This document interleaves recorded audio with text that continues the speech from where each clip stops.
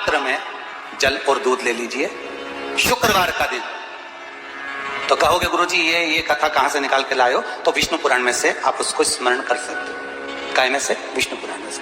एक पात्र में देसी गाय का दूध, जल उसमें रखकर, और आपके यहाँ अगर लड्डू गोपाल हो, यदि आपके घर में ठाकुर जी हो, लड्डू गोपाल हो, विष्णु जी का कोई स्वरूप हो, श्री हरि का कोई स्वरूप हो, तो उस पर शुक्रवार के दिन आप संध्या के समय पर दुर्वा डालकर, उस दुर्वा से अगर लक्ष्मी जी के नामों का 108 बार उच्चारण कर कर, घी का दिया लगाकर, कैसर के चावल साथ में रखकर केवल उस जल का और दूध का मात्र छींटा देते हो, तो उसके घर में कभी लक्ष्मी की कमी नहीं आ सकती, संपदा बढ़ती चली जाती है। 108 बार लक्ष्मी के नाम का मात्र उच्चारण कर लेने पर, भगवान विष्णु के चरणारविंद पर, भगवान विष्णु के चरणों पर केवल उस दुर्वा का, जल का, दूध का सिंचन कर देने से भी लक्ष्मी की वृद्धि होती है। कभी कभी ऐसा भी दर्शन करा करो, जब शिव जी के शिवलिंग के ऊपर जो जलाधारी लगती है, करें आप लोगों ने दर्शन?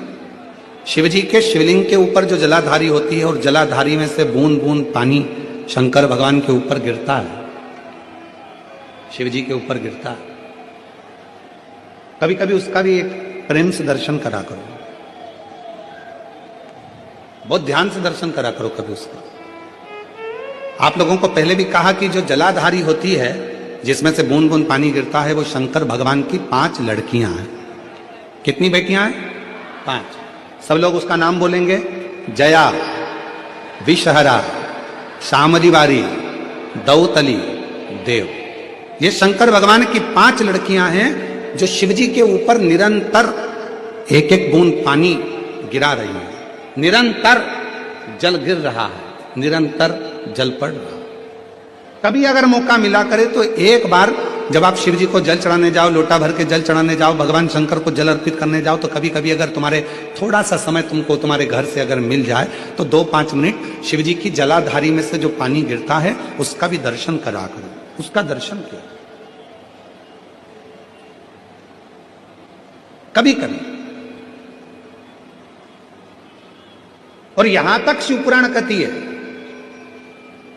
जलाधारी में से जब पानी गिर रहा हो, और भगवान तुम्हारे हाथ में अगर कोई बेलपत्री का पत्ता हो, नहीं हो तो मंदिर की बेलपत्र जो चढ़ी चढ़ाई हो, वो भी अगर आपने शिवलिंग पर चढ़ा दी और थोड़ी देर बैठ गए, और बूंद बूंद पानी उस पर से गिर रहा है, थोड़ी देर वो जया, विषहरा, शामली बारी, दौतली, देव, वो बूंद बूंद पानी उसमें से गिर रहा है, उसको गिरने दो। और थोड़ी देर दर्शन करने के बाद उस बेलपत्र को डॉक्टर जिसको कह दे कि इसकी ब्लॉकेज ज्यादा है, इसका ऑपरेशन करना पड़ेगा, बाईपास करना पड़ेगा, डॉक्टर साहब से कहना मुझे 2 दिन दे दो मात्र, परसों के दिन बाईपास करा लूंगी, या 2 दिन आप ट्रीटमेंट करो। 2 दिन जो शिव जी के जलाधारी में से पानी गिरता है, जया, विषहरा, शामली बारी, दौतली, देव, जो पानी को गिरा रही होती हैं, उसके नीचे रखी हुई बेलपत्र को, यदि जिसके हार्ट में प्रॉब्लम हो, जिसके थायराइड की प्रॉब्लम होती है, अगर वो बेलपत्र को, अगर उस व्यक्ति को 2 दिन एक चढ़ी हुई बेलपत्र, फिर एक चढ़ी हुई बेलपत्र 2 दिन खिला दीजिए, और तीसरे दिन फिर जांच कराइए, डॉक्टर आपको बोलेगा कि अभी ऑपरेशन की जरूरत नहीं है, दवाइयों से आराम लग जाए, दवाइयों से आराम। डॉक्टर को जरूर दिखाओ, डॉक्टर का इलाज करवाओ, क्योंकि हमारे यहाँ शिव महापुराण में डॉक्टर को शिव का एक रूप कहा गया है, शंकर भगवान को डॉक्टर कहा गया है, क्योंकि शिव और डॉक्टर दोनों को विश्वास का प्रतिबिंब कहा गया। वृक्ष के नीचे महामृत्युंजय मंत्र का जाप, जो शुक्रवार की शुक्रवार घी का दिया लगा कर करता है, उसके रोग बाबा देवाधिदेव महादेव समाप्त करते चले जाते हैं। ये संजीवनी मंत्र शुक्रवार के दिन भगवान शंकर को शुक्र को दिया था, इसलिए उसकी प्रधान। आपको मालूम पड़ गया कि शरीर में मुझे ये रोग हो गया है, मुझे शुगर हो गया है, मुझे बीपी हो गया है, मेरा ब्लड प्रेशर ऊंचा नीचा रह रहा है, कोई भयंकर रोग, मेरे रिश्तेदार को कोई कैंसर जैसा रोग हो गया, किसी को कोई थायराइड हो गया, किसी को कोई किडनी और लीवर में सूजन हो गई, किसी को कहीं किडनी और लीवर में तकलीफ हो गई। तो शिव महापुराण की कथा कहती है, नवग्रह शिव महापुराण की कथा कहती है कि बेलपत्री के वृक्ष के नीचे महामृत्युंजय मंत्र का जाप जो शुक्रवार की शुक्रवार घी का दिया लगाकर करता है, उसके रोग बाबा देवाधिदेव महादेव समाप्त करते चले जाते हैं। ये संजीवनी मंत्र शुक्रवार के दिन भगवान शंकर को शुक्र को दिया था, इसलिए शिव उनके मंदिर में आने वाले को तुरंत दे देता। जल चढ़ाने वाले को 3 चीजें तुरंत मिल जाती। आप नहीं भी मांगे, आप यदि नहीं भी मांगेंगे तो भी वो 3 चीजें मिल जाती। पहले नंबर पर है शांति, दूसरे नंबर पर है दिशा और तीसरे नंबर पर है सफलता। शांति, और बहुत जरूरी है मन की शांति। आप जब मन से भगवान देवाधिदेव महादेव के मंत्र का उच्चारण करते हैं, आप जब मन से भगवान शंकर के नाम का उच्चारण करते हैं, तब हृदय की शांति अपने आप आती है। इसलिए एक बार दिल से सब लोग पुकारेंगे, श्री शिवाय नमस्तुभ्यं, श्री शिवाय नमस्तुभ्यं। पति पत्नी में आपस में झगड़ा हो रहा हो, बहुत क्लेश रहता हो, बहुत ज्यादा, दोनों एक दूसरे का मुंह देखना पसंद ना करते, दोनों एक दूसरे के सामने ना आए, इतना क्रोध जिस पति पत्नी के आपस में रहता हो, अगर पत्नी एक सिंदूरा अगर शंकर जी के मंदिर से पार्वती जी को टच कर कर, पार्वती जी का स्पर्श कराकर सिंदूर उसमें भर कर उस सिंदूरे को अगर अपनी अलमारी में रख लेती है, जहां तैयार होती है उस अलमारी में रख ले, और भले वो मांग में लगा रही कि ना लगा रही, थोड़ा बहुत भी लगाया तो ठीक है, ना लगाए तो अलमारी में अगर रख भी ले, 20-22 दिन के अंदर हमको पत्र लिखकर बताना कि उसकी लड़ाई झगड़ा कम हुआ कि नहीं हुआ, उसका आपस में मेल बढ़ा कि नहीं। तो एक प्रैक्टिकल करके देखना, ये सियोर वाला महाराज कहीं झूठ तो बोल के। सारे ज्योतिर्लिंगों में आप जाकर दर्शन करेंगे तो गोल जलाधारी मिलेगी और उत्तर की ओर उसका जल जाते हुए आप दर्शन करेंगे, ठीक है। एक जलाधारी जो गोल होती है, एक जलाधारी जो गोल है और जिसके चरण उत्तर की ओर गए हुए हैं, उसका जब हम दर्शन करते हैं तो वो मां जगज्जननी पार्वती जी का हस्तकमल शिवलिंग विराजित है। एक जलाधारी होती है चौकोर। काशी गए हो आप लोग? अगर काशी में अगर आपने दर्शन करा होगा तो वहां पे जो जलाधारी है वो चौकोर है महाराज।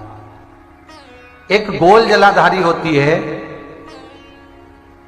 जो सर्व कार्य करने में, पूर्ण फल देने में प्रबल होती है महाराज। और जो चौकोर जलाधारी होती है ये मुक्ति देने में, मतलब मोक्ष की जो कामना करने वाले होते हैं, मुक्ति की जो कामना करने वाले होते हैं, मोक्ष की जो कामना करने वाले होते हैं, उसके लिए चौकोर जलाधारी का स्मरण कराया जाता है।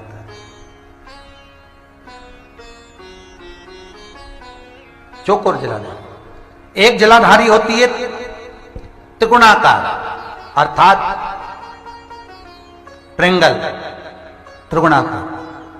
शास्त्र कहता है जब असुरों ने, राक्षसों ने किसी फल की कामना करी, असुरों ने, राक्षसों ने किसी फल की कामना करी, तो महाराज उस कामना के लिए त्रिगुणाकार जलाधारी का निर्माण करा।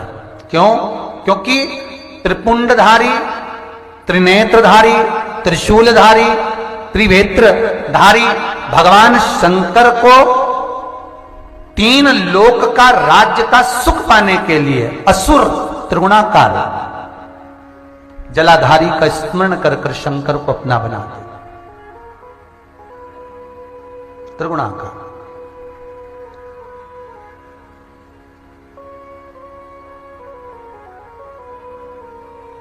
एक प्रसंग बड़ा सुंदर सा है स्कंद पुराण का कि भगवान शंकर पर जो जल चढ़ता है वो उत्तर दिशा की ओर क्यों जाना चाहिए, ठीक है। और पूजन करने वाले व्यक्ति को महाराज दक्षिण में बैठकर उत्तर की ओर मुख कर कर शंकर का अनुमोदन क्यों करना चाहिए, ठीक है। जब हम शिव जी की अर्चना करते हैं तो हमारा मुख कहां ज्यादा होना चाहिए? उत्तर की ओर, ठीक है। दक्षिण में, दक्षिण की ओर से हम बैठे, जहां भगवान का जल जा रहा है महाराज उस ओर देखते हुए, अर्थात उत्तर की ओर हमारा मुख होकर हम भगवान के शंकर की आराधना करें। जैसे पूर्व अभिमुख होकर शिव की जो आराधना करी जाती है वो एक श्रेष्ठता का फल देते हैं, फल देगी, मना नहीं है।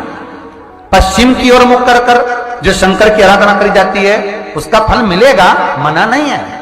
पर दक्षिण में बैठकर उत्तर की ओर मुख कर जब हम शंकर की आराधना करते हैं उसका जो फल होता है वो शीघ्र प्राप्त होता है। पर ज्यादातर लोग कैसे करते हैं? आप लोगों ने भी तो करा होगा, बोलो जरा जम के। कहां बैठते हो? महाराज जी उत्तर की ओर तो जलाधारी का मुख है, ऐसे एक सहज भाव, ये शिवलिंग है, ये जलाधारी, ये उत्तर की ओर है। तो तुम लोग कहां बैठोगे? ये यहां जा रही है तो ये शिवलिंग है तो तुम इसके सामने बैठोगे, कि जल यहां से जा रहा है तुम उसके सामने बैठो। पर बैठना कहां चाहिए? जहां शिवलिंग है यहां से जल बह रहा है तो यहां बैठो। फिर बाद में लोग कहते हैं महाराज जी हम तो शंकर जी की खूब पूजन करते हैं, हमने तो खूब अनुष्ठान करा पर फल कम क्यों मिला? उसका कारण है पूर्व अभिमुख होकर करोगे मिलेगा पर थोड़ा समय लगेगा, पश्चिम अभिमुख होकर करोगे मिलेगा, थोड़ा समय लगेगा। पर शिव आराधना में जब दक्षिण में बैठकर उत्तर का मुख कर जहां शिव का जल जाता है बस यहां बैठकर अगर आप शंकर की आराधना कर रहे हो तो वो कामना पूरी होने में देर नहीं लगती, कार्य जल्दी ही पूर्ण हो जाता है। पर दुनिया के लोगों तो वही हिसाब से जाते हैं, जैसे शंकर जी के मंदिर में जाओगे तो इधर पानी बह रहा है तो तुम सामने जाके जल चढ़ाना चाहोगे या उधर बैठकर जल चढ़ाना चाहोगे। तुम्हारी जो इच्छा है, तुम्हारी जो आनंद है, ब्राह्मण भी अगर आपको बिठाएंगे तो पूरा पश्चिम का मुख कर बिठाएंगे, यहां बैठ जाओ, यहां से पूजन करो, यहां बैठ जाओ। पर उसमें शिव महापुराण में, स्कंद पुराण में कहा गया कि भगवान शिव को रिझाने के लिए सर्वश्रेष्ठ स्थान कि काल को भी जीता जाए और दक्षिणवर्ती का काल हो, पितरों को भी जीता जाए, दक्षिणवर्ती का पितृभाव, असुरों को हर तरह से जो हमारे कार्य को सिद्ध करे। तो उत्तर की ओर छोटा सा शंकर जी का शिवलिंग है, छोटा सा शंकर भगवान का शिवलिंग है, या आपके घर में कुबरेश्वर धाम का कंकर है और आपके घर में यदि शंकर भगवान का शिवलिंग है या सीहोर का रुद्राक्ष हो या शंकर भगवान का शिवलिंग हो या कंकर शंकर हो, तो निवेदन है जहां पर भी शिवलिंग आपके घर में विराजमान है, अगर छोटी सी कटोरी में एक बेलपत्र को आप नीचे रखिए, छोटी सी कटोरी उस बेलपत्र के ऊपर रखकर उसमें थोड़ा सा मधु शहद शंकर भगवान की साक्षी में शिव जी के सामने अगर शुक्रवार की शुक्रवार रखना प्रारंभ कर दो, धीरे धीरे संपदा की वृद्धि अपने आप हो। जब व्यक्ति के मन में अहंकार आ जाता है, जब व्यक्ति के मन में अभिमत्ता आ जाती है, थोड़ा सा अभिमान आ जाता है तो वो भगवान से दूर हो जाता है। तीन चीजें भगवान से दूर कर देती है। पहले नंबर पर व्यक्ति के भीतर का अहंकार, दूसरे नंबर का हमारे भीतर की ज्यादा कामना,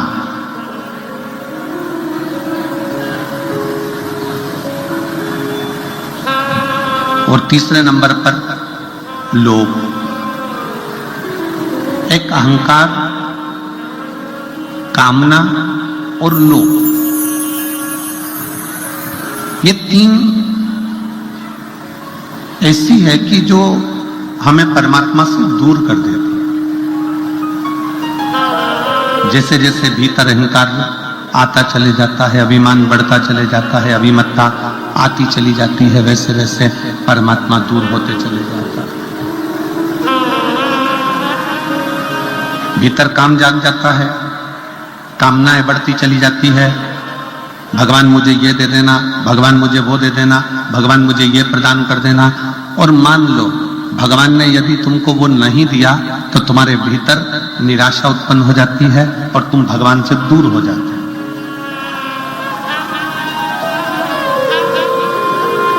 एक भीतर की ज्यादा कामना भी परमात्मा से दूर कर देती है। एक हमारे भीतर का लोभ,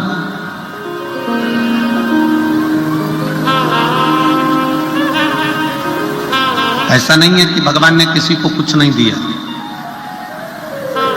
शिव महापुराण की कथा कहती है, भगवान शंकर का चरित्र कहता है, शिव महापुराण की कथा कहती है कि पृथ्वी पर जब मनुष्य जन्म लेता है, पृथ्वी पर जब मानव जन्म ले रहा होता है, तब मेरे विश्वनाथ उसके ललाट पर ये लिखकर भेज देते हैं कि तू जितनी मेहनत करेगा उतना तुझे फल प्राप्त होता चले जाएगा। तू जितनी मेहनत करे,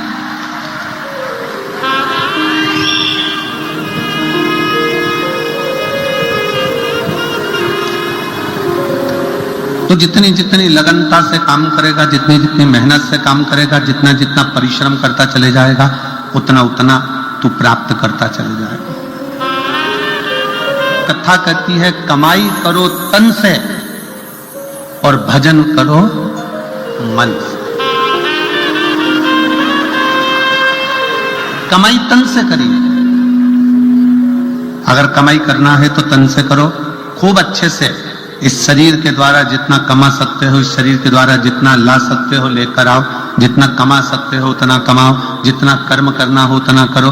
कमाई तन से करो और खूब करो, और इस कमाई को मन तक लेकर मत जाओ। 5 स्थान शिव जी को चढ़े हुए जल को लगाने का। पहला स्थान बोलिए, जम के बोलो जरा, नेत्र। दूसरा स्थान कर्ण, तीसरा स्थान मस्तिष्क, चौथा स्थान कंठ और 5वां स्थान अपना हृदय। मात्र ये 5 स्थान शिव जी के चढ़े हुए जल को आप अगर लगा लेते हो तो तुम्हारे ऊपर किसी ग्रह, चाहे शनि हो, चाहे राहु हो, चाहे केतु हो, चाहे मंगल हो, कोई ग्रह आप पर भारी नहीं रह सकता। ये 5 स्थान मेरे देवाधिदेव महादेव की विरल भक्ति के लिए, निर्मल शुद्धि के लिए है। नेत्रों पर जल लगाने से मतलब है कि जब भी मैं दर्शन करूं तो मेरे देवाधिदेव महादेव का करूं, शिव जी।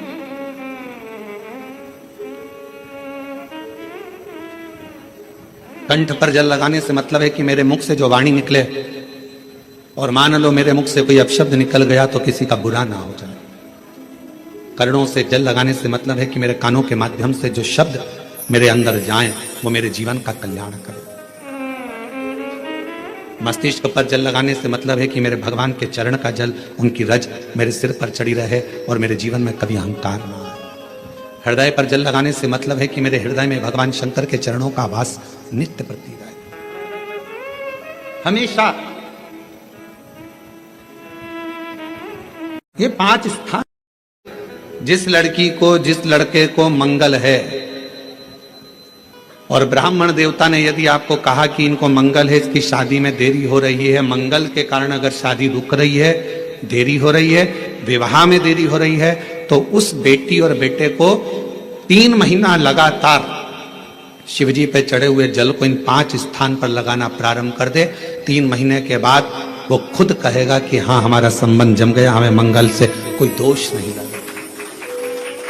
स्वयं शिव कृपा करते हैं। जी हम शंकर जी को क्या चढ़ाएं? हमने कहा जल चढ़ाओ, तो क्या जल लेने के लिए घर जाना पड़ता है? तो फिर हमारे पास तो वो भी लेने के लिए घर पर से हमारे पास पात्र नहीं, हम क्या करें? हमने कहा शंकर के मंदिर चली जा, 3 बार ताली बजा दे। उसने कहा ताली भी नहीं बजाए तो हमने कहा मुख से बम बम बोले बोल दे, उतना ही बोल।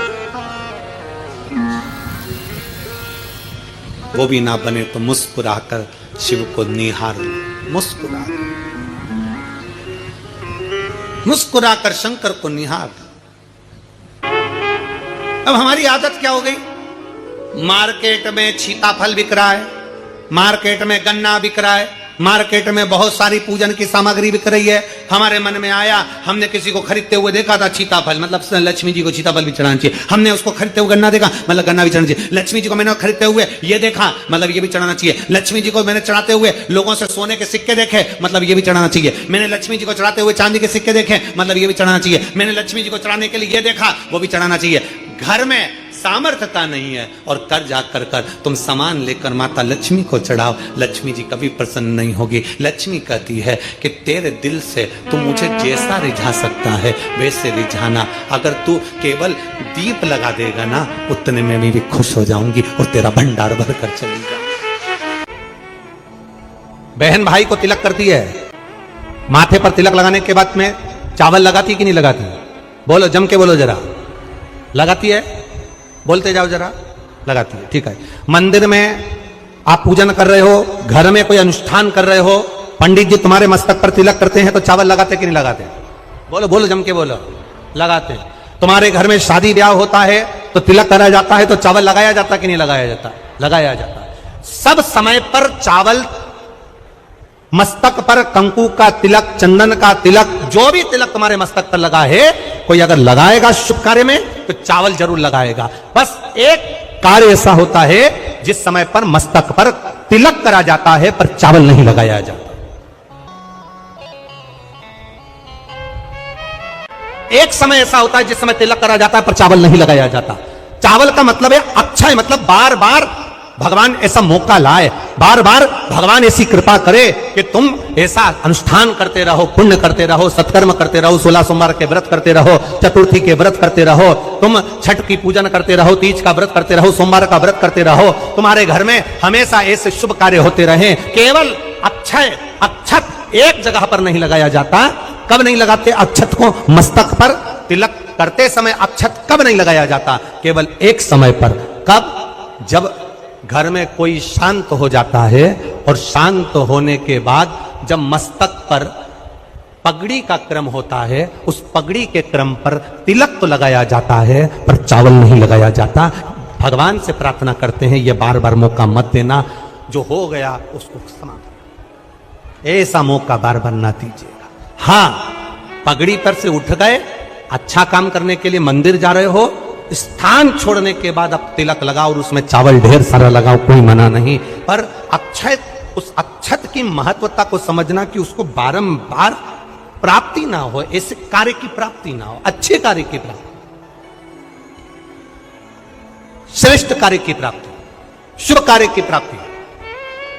अगर मौका मिले तो एक बार भविष्य पुराण, और एक बार मौका मिले तो कुर्म पुराण, और एक बार मौका मिल जाए तो नंदी पुराण।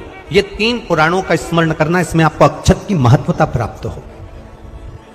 भविष्य पुराण, कुर्म पुराण और नंदी पुराण, इन 3 पुराणों में आपको अक्षत की महत्वता प्राप्त होगी कि चावल की महत्वता क्या है। एक चावल का दाना जब अशोक सुंदरी वाली जगह पर चढ़ाया जाता है, एक चावल का दाना अशोक सुंदरी वाली जगह पर चढ़ाया जानते ना हो,